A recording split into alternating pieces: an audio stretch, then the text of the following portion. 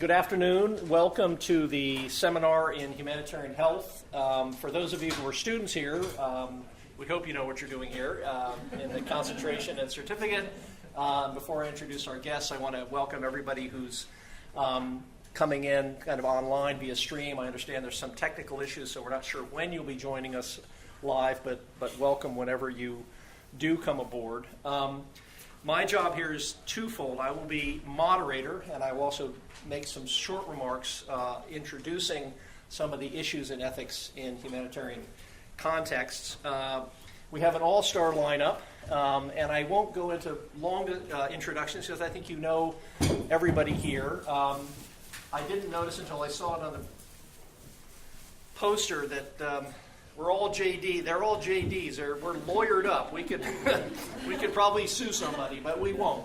But I think it's important to note that when we talk about ethics, obviously there is a legal aspect of this work, and if it's not explicitly dealing with legal issues, there is certainly in the background a question of what are the laws, regulations, protocols that govern ethics of research in humanitarian contexts. Indeed, that's one of the many challenges.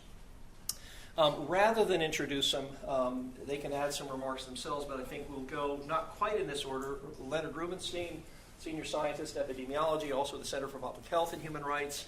We'll talk about ethics in context of extreme violence using a case study of Syria.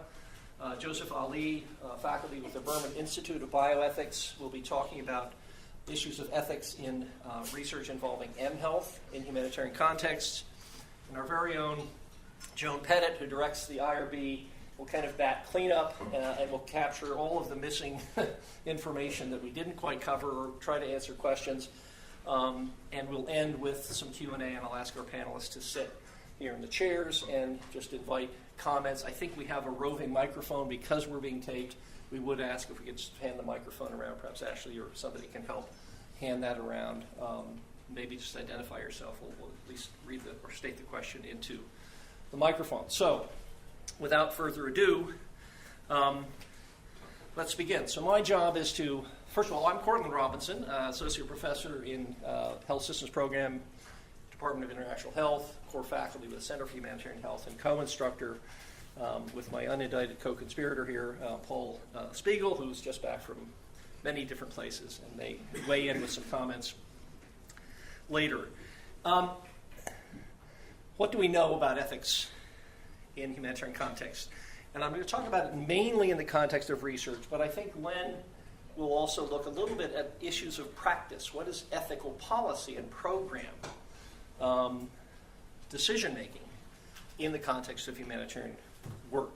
So we're not just looking at this as research, but because we're a research institution, as well as teaching and practice, we are coming at this primarily through the prism of research. So we know that the provision of health services affected by humanitarian crises does require evidence-informed or evidence-based policies and practice, and there's an ethical imperative to do this research ethically.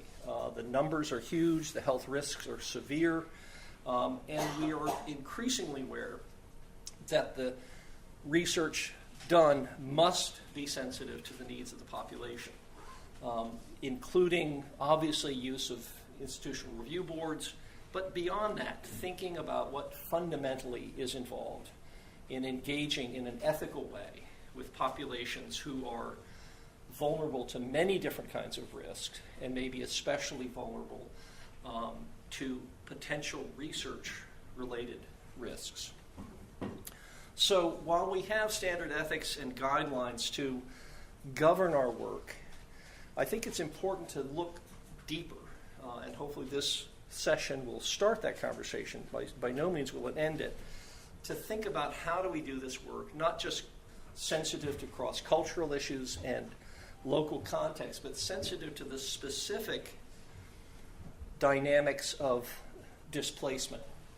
And when I say displacement, I'm talking about people who may be internally displaced, maybe refugees or asylum seekers in international contexts, or, and this is sort of a large, not entirely defined group, vulnerable migrants, people moving without documents, people moving with specific health risks and concerns, and they may be trafficked persons, They may be populations who are ethnic, religious minorities, LGBT, and so forth. And we need to put all of that sort of populations into the mix when we think about how do we engage with research participants and their communities. It's a point I want to touch upon and emphasize. So I'm going to talk about 3 ethical challenges. There are many, and our speakers will talk more in depth about some others. But one of the things I've been challenged by is I do work in populations on the margins, on borders, hidden and hard to reach, people without documents, people crossing borders or internally displaced without access to government protections. When you come in and do that work, how do we think about not just individual risk, but community risk? And how do we think about not just individual consent, but community consent? And within that, how do we think about these often disparate power dynamics between a research institution and a population that is hard-pressed simply to survive and is being called upon to give some kind of consent or participate in some kind of study, the benefits and risks of which they may not be fully cognizant of or fully able, nor we as researchers, to manage and control. So we'll start with the Belmont report. Joan is going to hit this point again. You have classes on this. You should know this stuff. I should be able to quiz you on this. The 3 core principles of the Belmont report are respect for persons, treat people as autonomous agents having the right to self-govern their decisions, and to protect those with more diminished autonomy, vulnerable populations, children, prisoners, elderly, refugees. It's a question we wrestle with. I'm a member of the IRB. I believe in good standing. Also a PI, so I take this on both sides. Are refugees living in camps, do they have in some ways diminished autonomy? My view is no, it's case by case, but others are arguing that they should be. So that leads to the issue of voluntariness, no coercion, protection of privacy of the individual.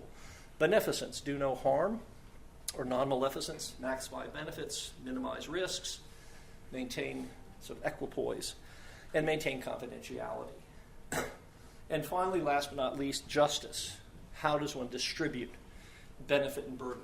That goes to the equitable selection of participants and avoiding exploitation of vulnerable populations. So here's a question. I continue to do research, not anymore because of the heightened insecurity at the border, but for many years we did research in an area just across the China-North Korea border in China, in Jilin province, a place called Yanbian Korean Autonomous Prefecture, among populations of North Koreans who had crossed the border looking for food, looking for temporary asylum, or looking for permanent resettlement and transit to another safe country. They were not a large population, probably 75,000 to begin with, but diminished by crackdowns, insecurity, arrests at the hands of the Chinese police and immigration, deported back to uncertain futures or very perilous prospects if they were deported back to North Korea. And we wrestled with how do we involve this population in a study that we believe would have benefit to share with the international community, engage in advocacy, promote programs. And I can say happily that our evidence supports the fact that we did make some change. We did not ultimately change Chinese policy, but we did bring some UN and other resources to bear on a problem with numbers that we could frame with evidence and not just anecdotes. But the question we were grappling with is, how do you not just protect individual participant privacy and an opportunity for informed consent, but if you have this larger group, how do you protect them from risk or harm that a study might impose? So you publish a study and you say, a population in Yanbian, North Koreans, gave us information. We won't tell you who they were. We don't tell you exactly where, but people know where Yanbian is. It's a small group. Could authorities go and find those individuals and seek some kind of retribution?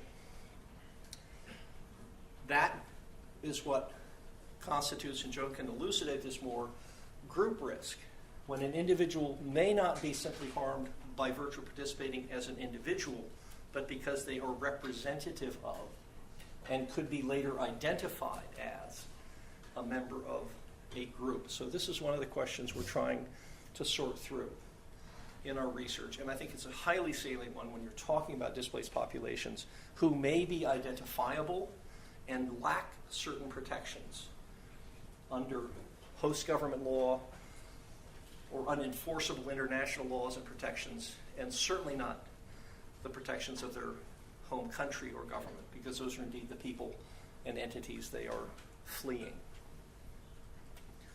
Consent.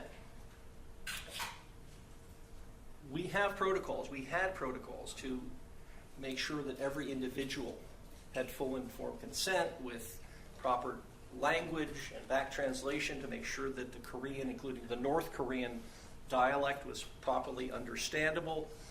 But how do you engage with a population where you don't necessarily have a local IRB that understands who they are and might be inimical to their interests, or even if more interested in a neutral way, perhaps would not be able to seek full authorization under the Chinese sort of governing mechanisms?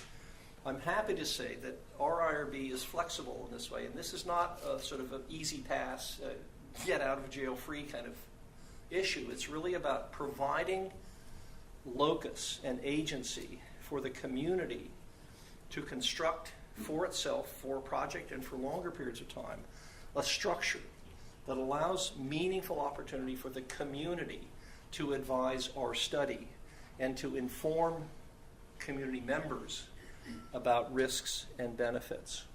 So that's where risk at the community level, at the group level, translating into community consent may, I emphasize only may mitigate some of the attendant group risks or community risk, at least to the point where people are saying, we know what we might be getting ourselves into versus we didn't know.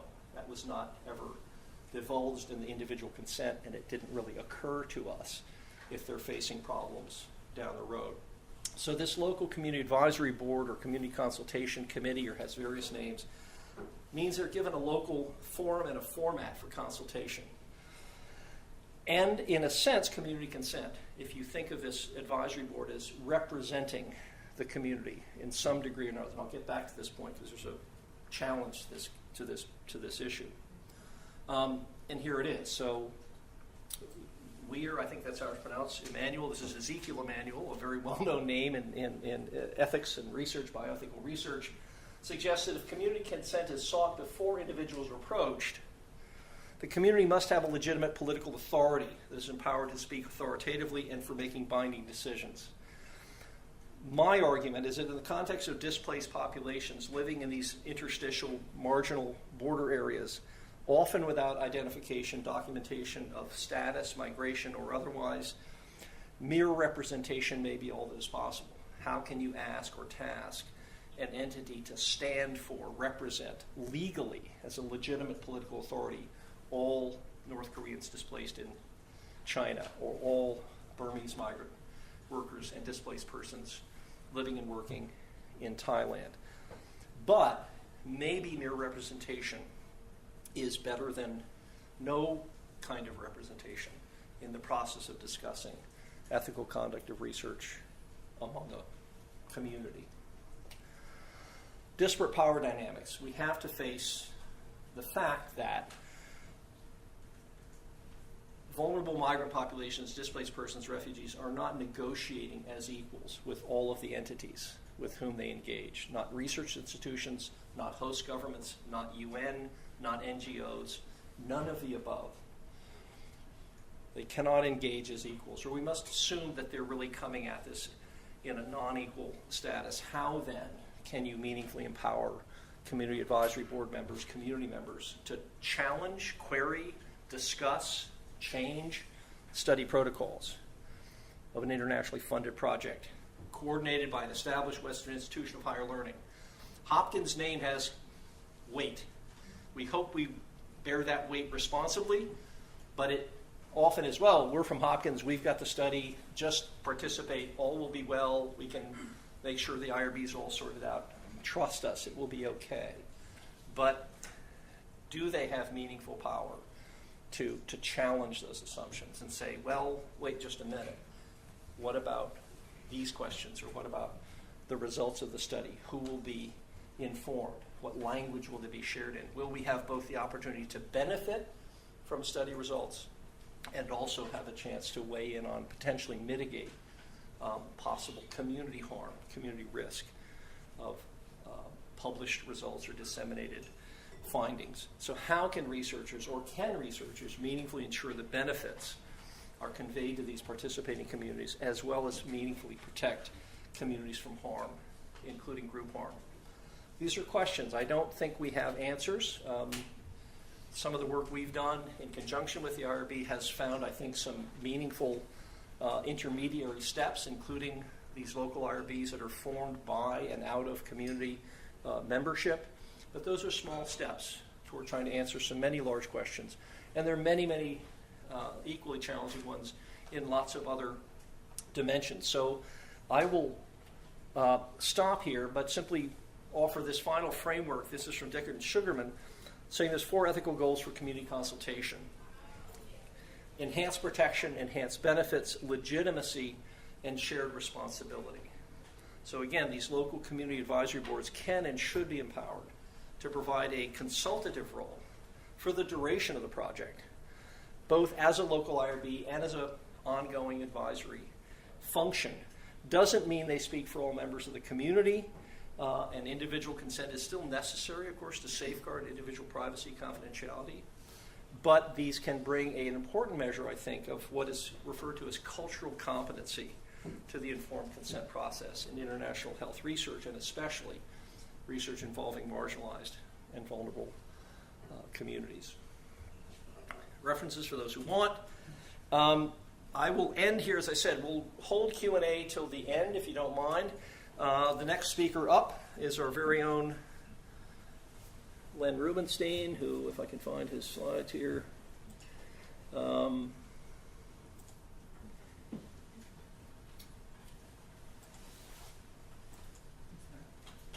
is it not? Is it there? Okay. Not there. Okay. Well, good afternoon, everyone. As Court said, I'm going to be talking about ethics in humanitarian practice as opposed to research ethics. I just want to say one thing about research ethics, because it's about the school. There are many places. These research projects in dangerous settings raise a lot of ethical issues for research. But one thing about this institution which is so rewarding is that Joan Pettit and the IRB don't say to researchers here, oh, you can't do that. They help you figure out how you can do it.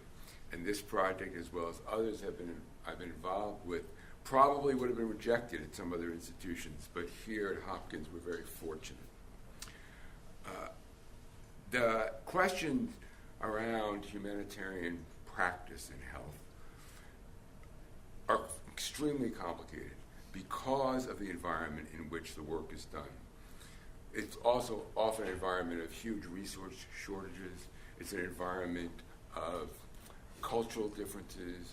It's an environment of constraints placed on what you can do that are totally unlike what health practices elsewhere, and sometimes coercion. So it's extremely difficult to navigate. What I want to talk about is what happens when the health providers themselves are being subjected to huge amounts of violence. And this is what's going on in Syria. How can they make ethically sound decisions about the most wrenching questions? And I'll share some of those wrenching questions with you. And just to give you the context, you know all this. But we're up to 500 times hospitals have been bombed in Syria in the last 7 years. This is unprecedented. There's always been violence against health care, but nowhere in the world has anybody seen anything like this. Missiles attack ambulances. They have to go at night with their lights off in order not to be hit. There are so-called double tap attacks, where after a hospital is bombed, the rescuers come in, and there's a second attack on the rescuers. There are shortages, of course, of supplies, fuel, and electricity because of the war and the sieges. And there's been a huge flight of physicians, nurses, and other health workers. And as we see in Eastern Ghouta, in siege areas, nothing can get in, nobody can get out. So what's the consequences for people trying to provide health care to this incredibly suffering population? First of all, we have hundreds of thousands of people with traumatic injuries. Over 1 million, maybe 2 million people have been injured from ordnance, explosives in the war. So the demand for traumatic surgery is enormous. At the same time, there are huge shortages of staff. Because of the flight of health workers, dentists are doing oral surgery, and all kinds of health workers are working well beyond their training. Anesthesia technicians are doing anesthesiology, and on and on and on. Sometimes they don't get paid. They work ridiculous hours, and their decisions go way beyond the normal kind of triage decisions because of the resource shortages and the staff shortages. Relationships with communities can be fraught for a reason you probably don't think of. And that is because hospitals are about the most dangerous place in the community. And communities have actually opposed opening a new hospital in their neighborhood because they feel like their own safety will be in greater jeopardy. And they have to deal with armed groups. Syria is not one war, it's about 12 wars, and there are many, many armed groups. It's not just the Assad regime, which is committing the bombing people have to deal with, but all the versions of armed groups that make their presence felt. So we at Hopkins established a partnership with 2 other organizations, the International Rescue Committee and the Syrian American Medical Society, to take a look at the kind of issues that arise and what kind of guidance we might be able possibly to help them with. Not to provide answers to these questions, there are no answers, but to help them think about them in a more productive way. And I have our team on the bottom, and I'm pleased that one of our students, Mohammed Darwish, is involved from Syria, instrumental in helping the project move forward with his expertise in the region.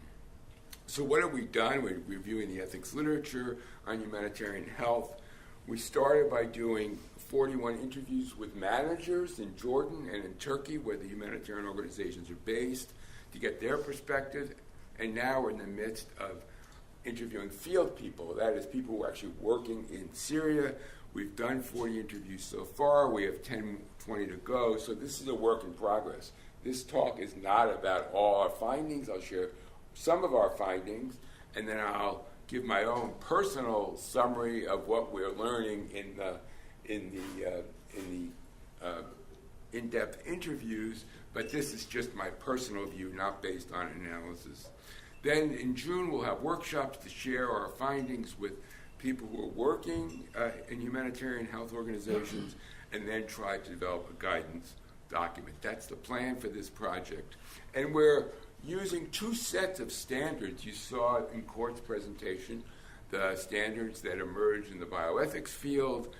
These are very familiar on the right, principles of beneficence and justice and autonomy.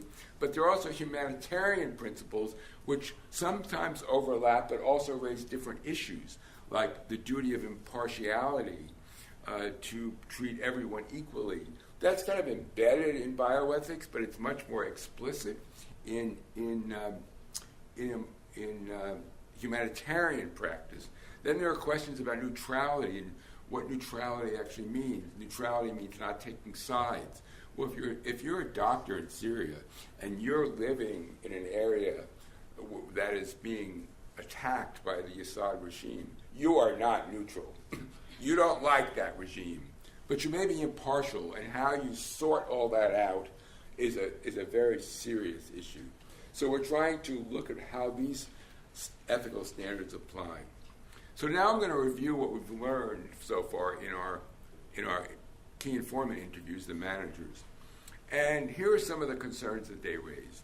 One is that they have to balance risks to staff against responsibilities to meeting population health needs. That is, you have staff who are willing to die to serve their patients.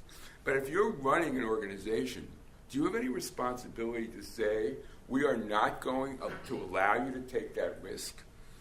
Or is it more important to serve the patient or put your own staff at enormous risk?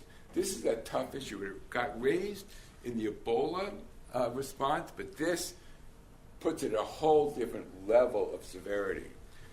Second, how do you keep patients safe in the hospital? I mentioned that communities don't even want hospitals in some places because they might be bombed. Do you release patients before they're medically appropriate for release to save their lives in the event of a bombing? How do you make that decision? When I talk about wrenching, it doesn't get harder than this. I've also mentioned the neighborhood issue, where the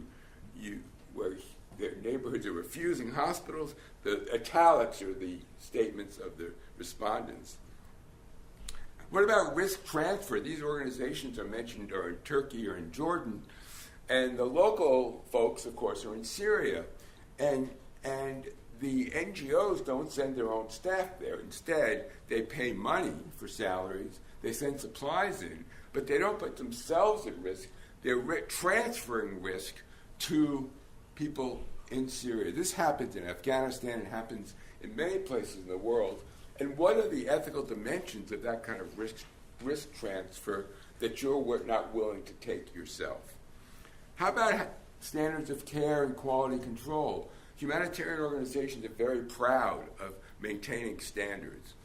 If you read MSF documents, they all say, our standards are the same as standards we use anywhere else. But what if you can't because your staff doesn't have the qualifications? You don't have electricity. You don't have adequate medication. You don't have supplies. When do you say, I am not going to treat someone because I don't have the staff and wherewithal to do it? Or when do you say, I'll just do the best I can? And you can read some of the quotes. So you can't, the last one, you cannot abide by the WHO or other standard guidelines. What do you do? How about when you compromise services because of violence and the resulting shortages of staff? That is, you say, as they do, these are the services we're going to offer. We're going to offer trauma care, but if you have diabetes, you're out of luck. Or it gets even worse. What about vaccinations? How do you choose between trauma care and vaccinations? It's a ridiculously impossible choice. But these are what people are faced with. They also have to negotiate with armed groups. Armed groups have their own agendas, and sometimes those agendas include the health of the population, and sometimes they don't. And sometimes the armed groups want to remove patients from hospitals because they're the enemy. What are the rules about that? How do you navigate your relationships with armed groups? This is a common issue in humanitarian practice around the world. How you maintain your independence, one of the key ethical requirements in humanitarian work and principles. How do you maintain confidentiality? You see in the second quote, they want to know, who are you treating? You want to say, it's none of your business. Well, but they have guns. How do you respond? And when do you say, I'm sorry, I can't practice adequately, I leave? Or do you try to figure out some kind of resolution? It's not easy. I mentioned impartiality before. That is treating everyone equally. It's really remarkable how everyone we have spoken to affirms that they will treat anybody, no matter what has been done to them, to their families, to their colleagues. They will treat everyone. It's a bedrock ethic in clinical practice, and people want to follow it. But others don't respect that. Others don't want them. The armed group, for example, just to take it, one armed group may say, we don't want you to treat an injured Syrian soldier. We don't want you to do that. They're the enemy. We're the ones that are allowing your hospital to function, and we're saying, don't do it. What do you do?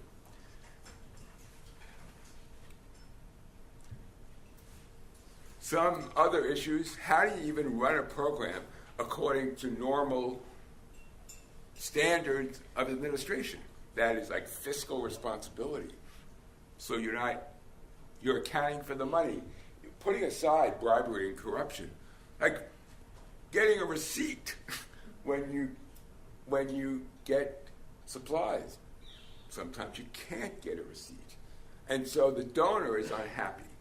And so you've got these pressures from donors that you're not complying with their requirements. How do you manage that? They're called cultural issues too. These come up regardless of violence, but they're very poignant and difficult.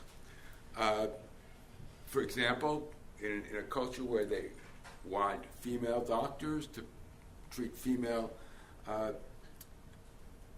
patients, but they're not there. How do you deal with that?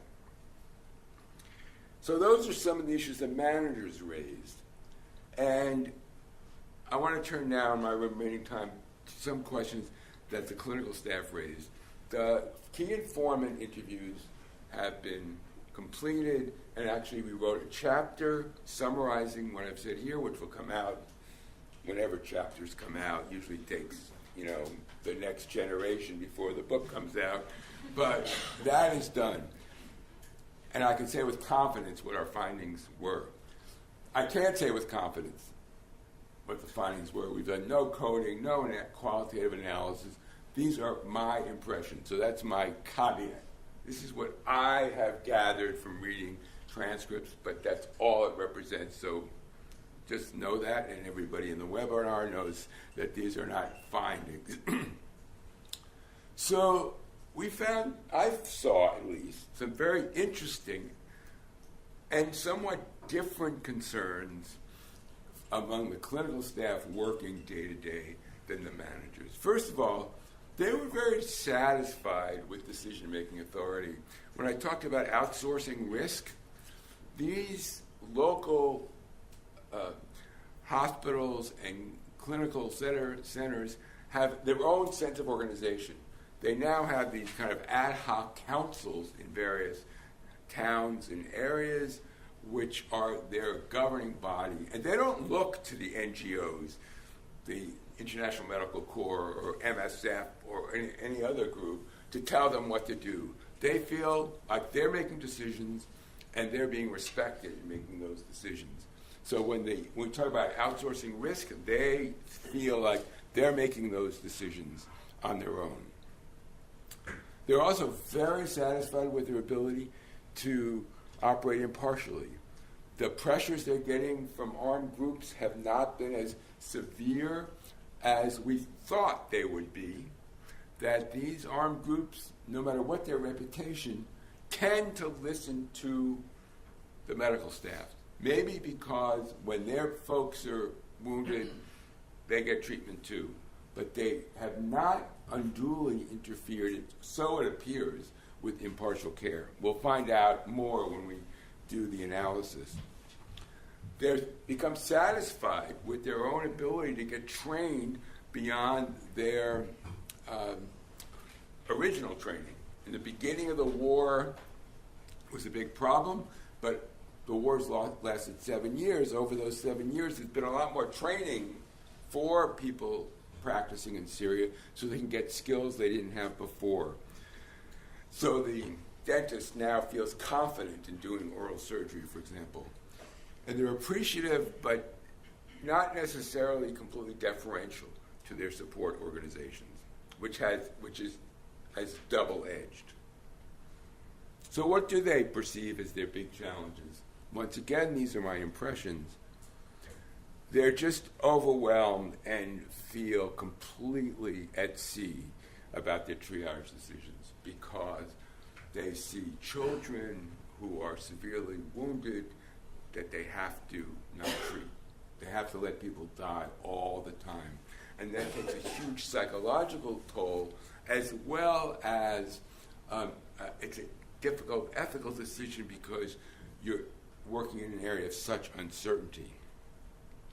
They are very concerned about the brain drain and the insufficiencies of staff and the fact that even with the training, they have to hire unqualified staff on their own, in their own hospitals. They also have to deal with this incredibly difficult decision. When do we close a hospital because it's too dangerous to continue to operate? They're on the ground. They're not somewhere in Amman or Gaziantep or Istanbul. They're there, and they have to decide, are we likely to get bombed in the next week or day? Or do we try to provide health care? And you can understand the tensions they feel because they want to treat people, but they have to worry about their safety. They also worry about an issue that I mentioned before. When you discharge someone who's not medically appropriate for discharge because it might be safer for them. And then there's the question of location of hospitals. There are more hospitals being opened right on the Syria-Turkish border, which was a lot safer than in the opposition-controlled territory.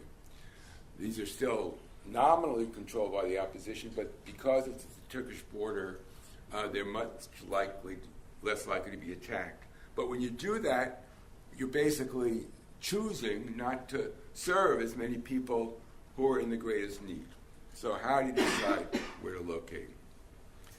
Another overwhelming issue is the lack of psychological support. And there was incredible discontinuity here. Almost no managers raised that question about psychological support for the staff in Syria. Almost none of them, of the 41. Of the interviews I've read about 30 of them, almost all of them raised that issue, that they feel pretty much abandoned.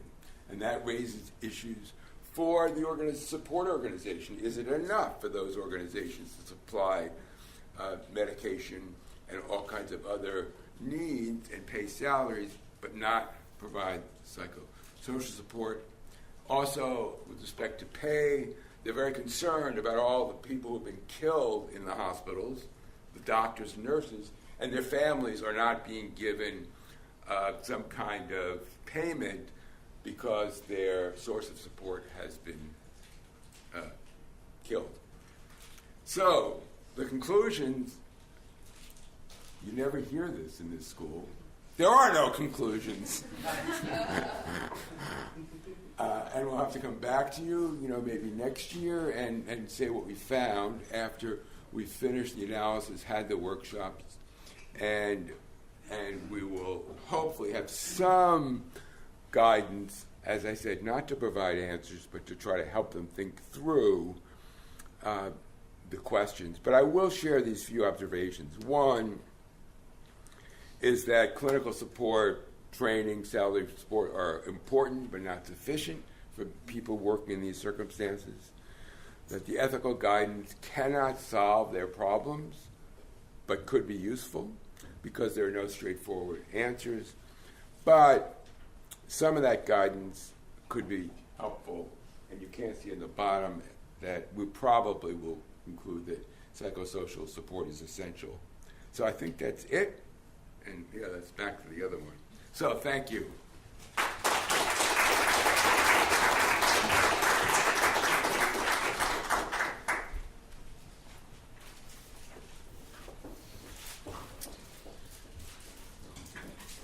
Okay, so I'll be probably a little bit briefer, and maybe we can catch up and have some time for some questions after Joan presents. But so I don't have slides for you. Sorry. I'm sort of doing this in, I guess, what's now an unconventional way, which is just to have a conversation with you about this topic.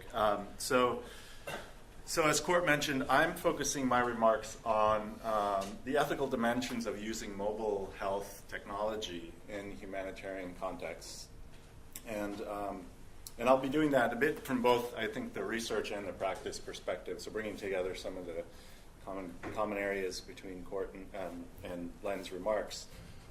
So we all have one of these in our pockets now, and I think what we're increasingly realizing is that so does 97% of, or a large majority of, the rest of the world. And there are, recent data, there are data people looking at at subscriber rates across the globe, finding that now, at least from a subscribership perspective, about 97-98% of individuals in low and middle income countries now, have been shown to have subscriptions to mobile phones.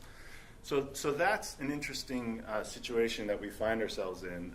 So groups across many different areas of health research and clinical practice and public health practice, and indeed in humanitarian contexts, are now thinking about the mobile phone as a device that can be leveraged to support response and to support research and to support practice in healthcare and delivery.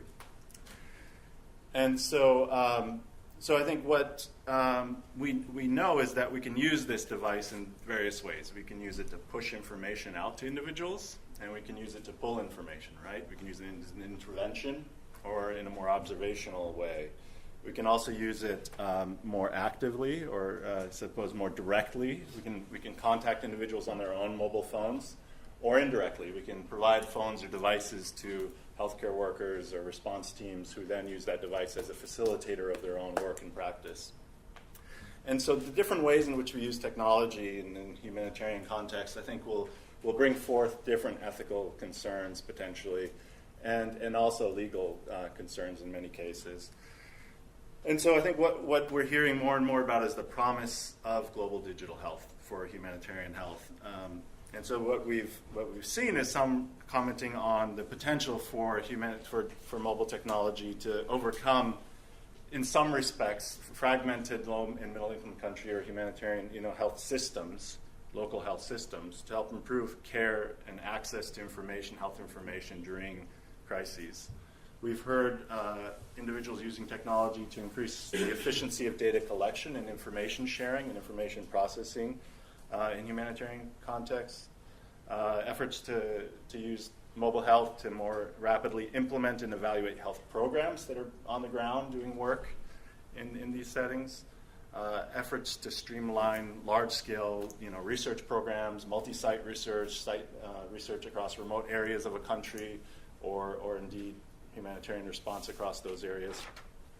And then there's an aspect of technology and mobile health and social media in particular that involves what some have called sort of moving from a more intermediated or hierarchical system of healthcare and of information, health information, to a flatter, more Apple-mediated or peer-to-peer sort of construct of how people can now access information through their devices. They can look up a condition. They can find out where troops or regimes are located. They can find information more rapidly and make decisions based on that information themselves without having to rely on someone else who's an expert in a particular area. And so that has some interesting undertones to it, and it may perhaps contribute, if used correctly, to sort of more sustainable solutions post-humanitarian crises and like if technology is used in that kind of way. So there are all these various ways in which, and promises of technology in this context. And I guess I should mention that sort of something that runs through all of these is this opportunity for innovation and perhaps even accountability through using technology and open data principles and those kinds of things that accompany mHealth and digital health. So when we think about humanitarian response, we also think about accountability of the actors who are engaging in that response, and using technology to sort of facilitate accountability is out there and available. But it also raises a number of ethical concerns. And so I'm going to touch on those concerns, which I think exist, if you're doing mHealth research in any context, but oftentimes are amplified in the humanitarian setting. And so I use, as Len and Court did, I think the principles that we often think of and that we know, beneficence, respect for persons, justice, as touchstones for thinking about organizing those ethical issues. So I'm going to share what I think are some reflections on those challenges. I'm going to skip over something that I think Joan will touch on, which is just how to distinguish between these different types of activities that people are engaging in using mobile phones and technology in humanitarian contexts, such as defining something as research versus public health surveillance versus practice versus whatever, which is a challenge in and of itself. But I'm going to think about now these risks of using mobile health technology in humanitarian contexts with you, and I'd love to discuss this a bit more because this is an area I think where I'm just starting to do work in, and I'm very eager to hear what others have had in terms of experiences. So first of all, I'd like to highlight that I think there are different stakeholder perspectives on risk, right? So what I perceive as risk, someone here at Johns Hopkins, and what someone who's fleeing a regime or an outbreak or whatever it might be, it's going to be different, right? And And so what we think about is, should risk be a sort of objective construct, something that we say we have some sort of notion of a reasonable person out there in the world and we measure risk in relation to that reasonable human being, whoever it might be, or should it be a more subjectively determined thing, where we look at the context of groups of individuals, we look at settings, we look at conditions, and we think about risk in relation to those conditions. Thus far, we've thought, I think, largely of risk in the former way, of being sort of an objective thing that can be evaluated by ethics committees and with input from community advisory boards and others. But it's something that is sort of we think about here in this context because we often are asking this question of what does risk mean in the context of mobile health, and what does it mean in the context where mobile health is being used in humanitarian settings. So typically we think of informational risks when we think about mobile health, because we're collecting information, we're pushing information out there. And what I would argue is that informational risk in humanitarian contexts can often transition more quickly into physical risk or harm and social risk, as we heard, other types of risks, because that information can be used against an individual in potentially harmful ways. And so I think when conducting mobile health in those types of settings, it's important to have that in mind, that it's not just informational risk. We can't think of it the traditional way we usually do when we think about risks associated with health. Mobile phones are devices that, again, we have in our pockets, but the information that goes through these devices, as we know, gets stored in many different places, right? So there are intermediaries in the process. There are mobile network operators. There are, in some countries, national governments that have access to the information that's sent through mobile devices. And so that takes those informational risks and physical risks and makes them, again, a little bit more, amplifies them to a degree, especially where communities are perhaps not aligned with those political and social interests of those governments, or mobile network operators have a financial interest in taking that information and transmitting it and sharing it with others. And so thinking about that, the nature of the flow of information, who touches data, who's able to touch those data is important from an ethics perspective. I guess I'll say at the same time, I think mobile technology has the potential to be risk reducing. It's not all risk amplifying. And so, exposing oneself sort of in public to obtain health information or healthcare or whatever it might be, that I'm an individual in a community that in Syria can put myself at risk by bringing myself out into the open to meet with someone or to seek access at a hospital or health information at a health hospital or whatever it might be. And if I'm able to access similar information on my mobile phone in a more secure area, it might be risk reducing in some respect. So we can think of the technology, right? There are risks, there are potential benefits. Technology is not sort of inherently in and of itself something that is risky or beneficial. It's how it's used that makes a difference. And so when we think about those kinds of potential ways in which technology can protect people from harm, we could also potentially think about it from the perspective of the data collector or the frontline researcher or the frontline humanitarian responder. And I was thinking about this when you were saying this idea of outsourcing risk, Len. I'm wondering whether mobile technology has the potential, if we use mobile technology to sort of separate people from the context a little bit more, if what we're doing is outsourcing risk or if we're reducing risk. And I think the context will matter in that regard in terms of whether there are still, we're substituting individuals on the ground for technology, or if we're just substituting individuals who are far away sort of with that technology and while the people on the ground are still there bearing most of the risk. So that's an interesting area where we could think about it as a potential benefit or sort of exacerbating an existing underlying challenge here that relates to outsourcing risks. So lastly, I think I'll say in terms of risks, the immediacy of the technology, right? We have the ability, I could pick up my phone and call someone in Syria right now, right? Or I could send information to them right now, or I could ask them questions right now, and I may get a response, and that response may signal a need, right? And as a health researcher, it's oftentimes unclear what my obligation is to respond to that need if I have access to information in that kind of way. And so I think from an ethics perspective, that challenge exists in any kind of, most research contexts and environments where individuals will encounter other people who have ancillary care needs and those sorts of things.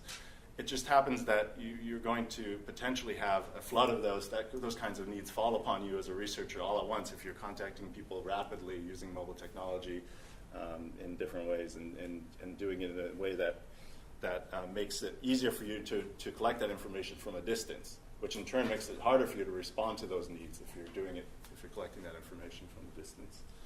So I think that actually leads me thinking sort of towards this issue of justice, this principle of justice, and thinking about technology as not being something that will, in and of itself, reduce inequities. It won't. Technology isn't going to solve all the problems and the failures of health systems and social systems, particularly those that are crumbling under the weight of a humanitarian crisis. But so we asked this question, I think, and it was raised earlier, who is likely to benefit from mobile technology in humanitarian settings and responses, and who is not? And I think I mentioned to you over 90%, 7% of people are now subscribing to their subscribers for mobile phone subscriptions around the world. That number doesn't really reflect, I think, the reality on the ground. That signals that there are a lot of people out there who have multiple mobile phone subscriptions, and there still are groups of individuals who don't. And so those who are reached when interventions are developed using mobile platforms are not going to be those who are necessarily in the greatest need. And I think that is a problem, and it's, again, amplified in humanitarian contexts where the very infrastructure on which we build mobile networks is oftentimes compromised. So we think about power to charge devices, we think about the ability to purchase airtime, think about the actual mobile networks, the hardware, and that has to be in place for those calls to go through and for text messaging to happen and for people to be able to access portals and those kinds of things. Right, all of that can be compromised oftentimes in humanitarian disaster settings, and again, those who are likely to have access to those various facilitators of communication are not necessarily going to be those who are in the greatest need. I guess lastly, from the perspective of justice, I'll just say that another way in which potentially mHealth can facilitate justice, and we're seeing this increasingly. I was reviewing a paper recently that was describing an effort to do this, was to use technology, mobile phones, social media, the various capabilities of phones and things like that to as sort of a legal or human rights supportive tool. So to use mobile tech as a forensic instrument. And so I think what we see there is an interest in using the camera capabilities, recording functions, right, the ability to send messages out through social media, to document what's happening, and so essentially as an evidentiary tool for posterity to bring justice to those who are committing crimes, right, those kinds of things, and violations of human rights. And so I think from an ethics perspective, that's an important thing. That's sort of an opportunity for the use of technology. It also brings potential risks, again, onto those individuals who are collecting that information and documenting it and sending it out through, especially if they're sending it out through channels that are public where others can see those transmissions. And so I think I'm leaving you with a lot of different opportunities and challenges for mobile health research and practice in humanitarian context, and I think there are strategies potentially for mitigating some of those risks, like using platforms that are more secure, using different kinds of privacy protecting measures and data security measures. But again, there are some times where mobile phones may not be an appropriate thing to use in a particular context or setting because it increases risks in a particular way for particular groups, or because it doesn't actually reach the people who you're intending to reach. And so thinking about those contextual factors will be really critical to defining when it's appropriate to use the technology. All right, so that's my remarks. So because of time, we may not have time for a lot of Q&A, but I do want to have time. We do have time for final thoughts and comments from Joan Pettit. Is that it? Yes. Okay, thank you. All right, so this is going to be the speed introduction to the IRB's perspective. My very bare slides, kind of put them together this morning, but I hope they'll be useful for you. So the IRB is where the rubber meets the road, in that we can't just be theoretical. We have to come up with answers and solutions to the ethical conundrums that the researchers present to us. So what I was hoping to do today was, you've got a good grounding in the ethical principles that govern human subjects research. But often what happens in humanitarian settings is also delivery of care in a practice methodology. And it's really hard sometimes to separate out what's research and what's practiced. And I was recently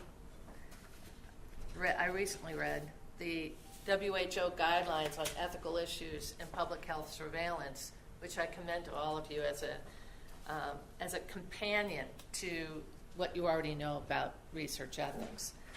All right, so what I thought I'd do is first go over, here you are in a humanitarian crisis, whether it's Syria or Korea or somewhere else. And when you have to act, as we saw with the Ebola crisis, sometimes there's no time to convene an IRB to go over a project and see if it's going to meet all the regulatory standards that attend to research projects. So you have to know what's your objective, and if it is to get in there quickly and to staunch the bleeding, then don't worry about IRB oversight, because that's a different kind of mission. So you've got to make sure your objectives are clear. And if it does fall into the research world, then you're in my jurisdiction. But if not, there are other principles that you may have to think about. So the WHO guidelines I thought were very useful because they addressed not just the individual versus community risk issue that Court referenced earlier, but they also put into context the risk of context, right? The risk of context. Things are not objective, as Joe was saying.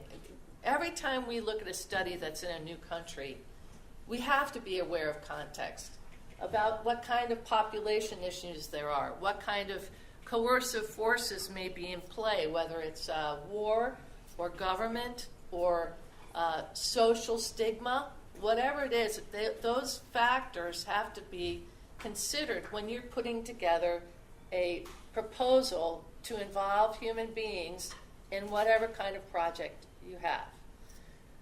So these are the principles that are outlined, and I think that they're a good start. We're never going to get it completely right. So common good, obviously, surveillance is to benefit a population to identify needs. So everybody will benefit if you participate. I thought this one was really interesting. Equity, as we think of justice in the human subjects research realm, means sharing the burden and the risk of studies.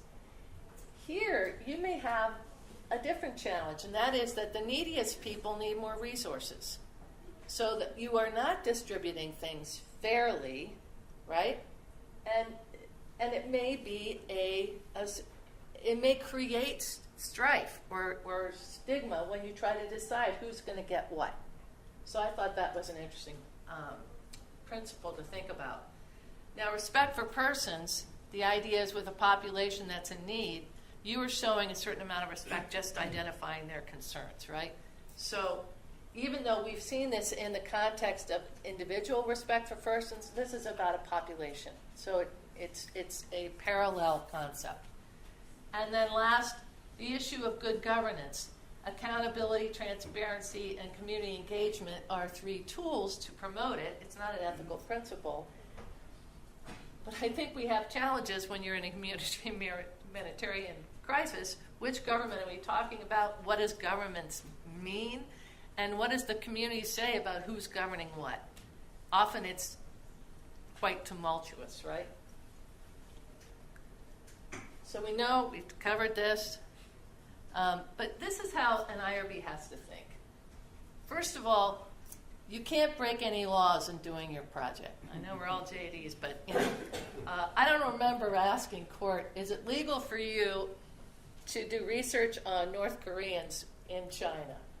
Maybe it was a good thing we didn't ask that question. But It was not illegal, we determined. it was not illegal. But you as a representative of the United States, a representative of your sponsor, and as of your institution, you can't break any laws. So that's the first thing. The vulnerability of the population is unquestioned. In our code, there are certain populations that are identified as particularly vulnerable: children, pregnant women, prisoners. And there are later parts in the U.S. Code that talk about people with economic deficiencies or cognitive deficiencies or whatever. But I think there's no question that people who are stateless, displaced, on the run are about as vulnerable as a human being can be. And vulnerability is a human concept, not just a legal one. So I don't think there's any question that these populations get very high scrutiny by any ethical review board. So let's talk about legal issues. It's unclear whose laws apply. Certainly you have to abide by the laws that apply to you. But when you're in a country or a place and trying to talk to people who are in a displaced population, whose laws do you have to think about? They're running from one place and they're running into another place potentially, and it may not be clear whose laws apply. But it is something that you have to think about when you put together your project. This one I throw in about informed consent, assent, and parental permission, because we've seen a lot of studies where if you were studying a population in its home country or home place, you'd know that, for example, if you're going to enroll a young married woman under 18, that you might need permission from her husband or mother-in-law to approach her to join a study. What happens when that population is displaced? And what do you do if families are all separated? How do you enroll a young woman like that in a study if she is not in contact and she's living somewhere where the rules may have changed? So the local context issue is critical. The IRB has the obligation to make a determination as to whether it's appropriate for you to do a study in the context that you describe. But who's our authority? Who are we supposed to ask? Who speaks for this population? You know, in the situation that Court described, he convened a group of local people who were North Korean, who were respected in the community, who did meet almost like an ethics review board to consider the research proposal. And we accepted that because there was no other solution, and it seemed to meet the spirit of the code. But we will be facing these issues when you present a study that might involve a community in crisis. And so you need to address them for us. Otherwise, we'll just send you a bunch of questions. And these are some other issues that the IRB will ask. You know, how do you recruit people when they're in such vulnerable settings? How do you respect their privacy if you're living in tents and, you know, there are all kinds of people listening to everything you say? What is your ancillary care responsibility for them? Can you pay participants? That's an issue when you're in a resource-poor place where everybody is, you know, if they know you're in a study and you have money, you're vulnerable. How do you deal with, we have reporting responsibilities for children, but everybody's going to be neglected in settings like this. How do you distinguish neglect from situation from abuse or neglect because of something more serious? And then this is something that Court referred to. Could your research expose the population to greater risk once the results are published? And that has, that's a big issue that the IRB will have to consider too, because it may be that you can't do the study. All right, that's it. That was good.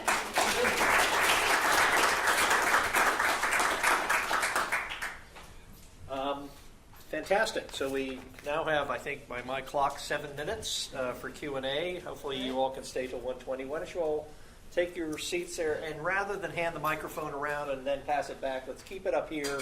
If you want to ask a question, just stand up and enunciate and emote so that we can record this properly. But any comments or questions from the group?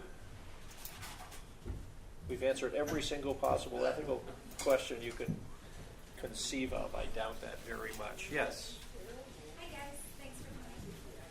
To kind of follow up on that last note, and Courtland was my advisor last year, and you ran into that issue with the study that I did with the population. Would they be in more danger once you published what you published? But I think there was also that consideration, would it actually help the advocacy efforts for the group to draw attention to their needs? What is your take on this, and if you guys could elaborate, that'd be wonderful.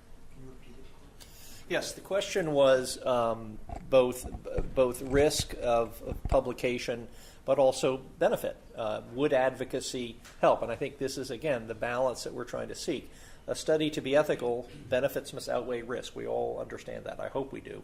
But then how does one convey both enhance, amplify, if you will, benefit while reducing risk? If you disseminate, how do you properly ensure that the benefits of the study, the dissemination of results and discovery are marginally, at least, if not more than marginally, better than any attendant risks that might be imposed on the community or the individual. So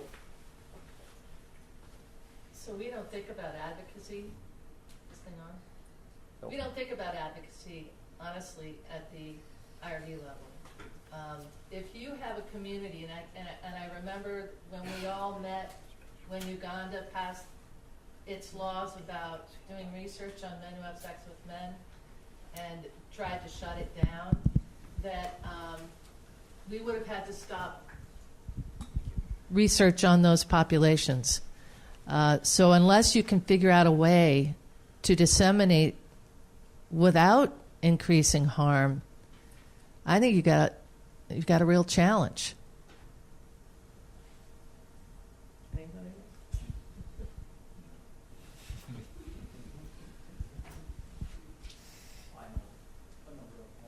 Just while we're here, do you have a comment?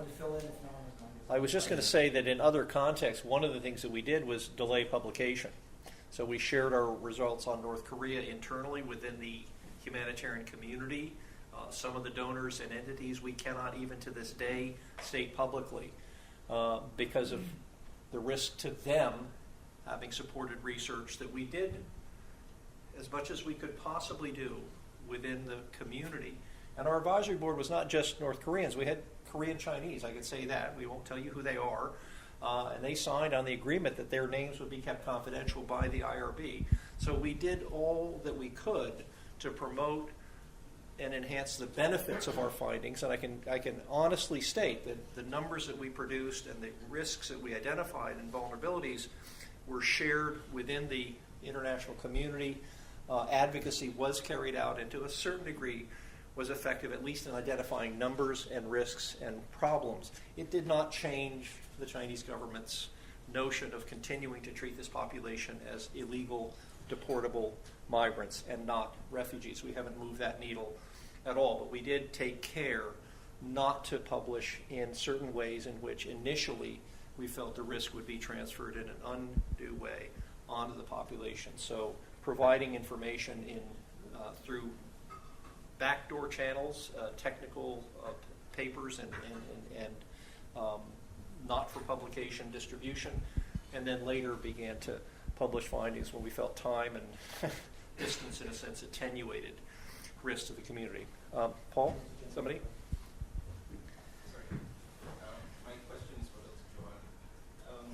In dealing with these space communities that conducting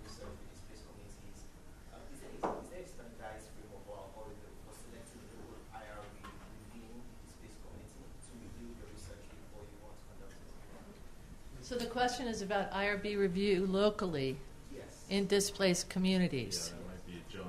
I don't know if that's a Joe question or a Joan question. We can tag Joe or team. Joan, yes. Or a court question. Joan, no, I heard a J. So why doesn't one of the Jones or Joes Yeah. answer that? Do you want? Sure. Yeah. Yeah. I mean, Once you because pick we've that- done it. Yeah. Uh, Should you repeat the question then? So what is the rule about local IRB review when you're dealing with displaced communities? Sometimes there's an NGO that has some sort of connection with the community, is delivering services, and they may have a local ethics review capacity. I mean, court's been in places where there's nothing. And we've had other studies where there's nothing. And that's when you have to get creative. And we will discuss creative options with you. But that's the last choice. You know, we don't want to go and have everybody creating their own ethics communities everywhere because they require a lot of work, and to have a good review board, they need to be trained, and, you know, it's got to be something pretty solid. So this isn't working anyway. Yeah, it is. Yes, it is. Is it? Anyway, so that's the challenge, is to find something that meets the needs of that particular setting, that context. Yes. I'm just curious about what sort of accountability mechanisms are in place, like besides us working in the humanitarian sector and affiliated organizations. Are there groups that are putting pressure to abide by ethical principles, or is it more self-driven, I guess? Do you have it, too? I mean, I think you know, there are guidelines emerging out there around, you know, the ethics of humanitarian research and things like that. So one entity that has a responsibility relating to accountability is the ethics committee. You know, there are reporting requirements, and institutions who are funding or supporting the research will sometimes have some sort of monitoring in place as well. Again, I'm talking about in research contexts, and there may be audits, and there may be those kinds of formal mechanisms. They're a lot harder to do, I'd imagine, in humanitarian crisis settings and those kinds of environments. From a more practice perspective, I could imagine there being similar infrastructure. I don't know if you've had much experience with that. But this is a huge issue because humanitarian organizations have to be accountable to their donors because it involves money. And so their tendency is that's where the accountability lies. And the accountability to the communities they serve is much weaker. And there are fewer mechanisms, fewer requirements, and humanitarian organizations all purport to be accountable to the communities they serve, but there are often huge gaps. And, of course, there are tensions between obligations to communities and obligations to donors. So it's an ongoing problem. It's 1:21. I'm aware of time. You probably have other commitments. Should we wrap up now? I think we probably should, as people are grabbing for their coats. Let me thank our panelists for their contributions.